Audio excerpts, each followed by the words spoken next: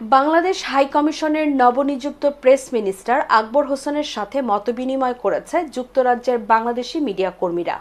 মঙ্গলবার বিকালে ইস্ট লন্ডনের একটি রেস্তোরাঁয় এই অনুষ্ঠানের আয়োজন করে বাংলাদেশ প্রেস ক্লাব ইউকে।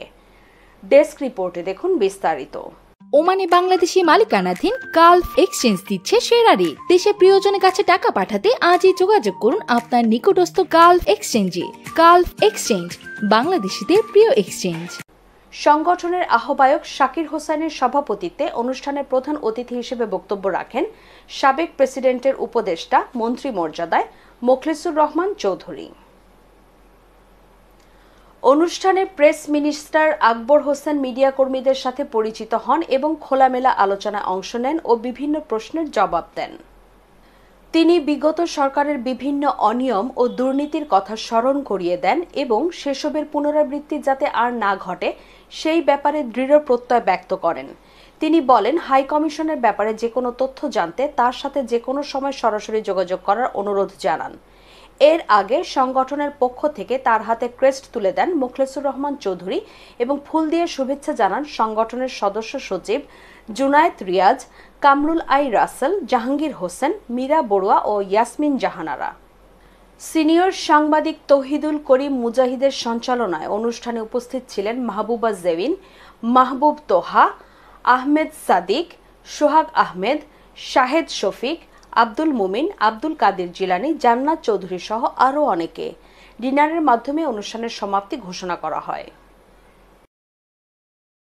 আসলে যে বাংলাদেশ প্রেস ক্লাব ইউকের সঙ্গে আজকে যে মতবিনিময়টা হলো, এটা আমি খুবই এনজয় করেছি এবং এখানে তো বেশিরভাগই দেখলাম যারা ওয়ার্কিং জার্নালিস্ট, অনেকে ঢাকায় কাজ করেছেন এবং এখন এখানে কাজ করছেন।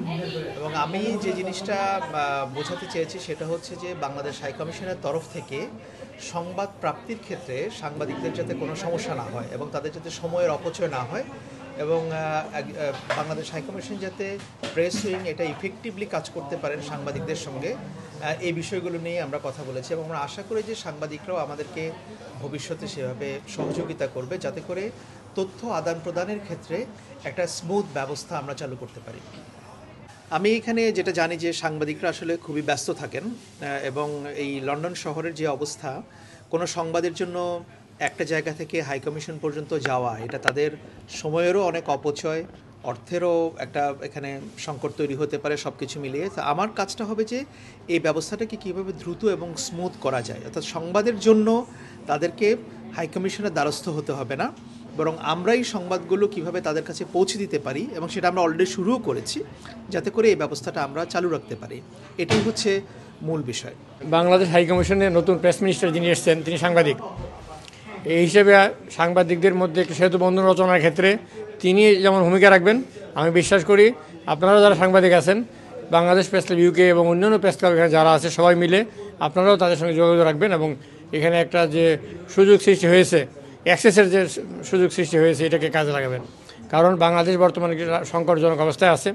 Bangladesh has been passing a critical juncture at the moment and we need to help and cooperate with the Bangladesh government and the people of Bangladesh. Thank you. আমাদের নতুন বাংলাদেশ হাই কমিশনের নতুন যে প্রেস মিনিস্টার, ওনার সাথে আমাদের যে আজকের মতবিনিময় সভা ছিল বাংলাদেশ প্রেস ক্লাবের সাথে, তো আমরা খুবই আশাবাদী।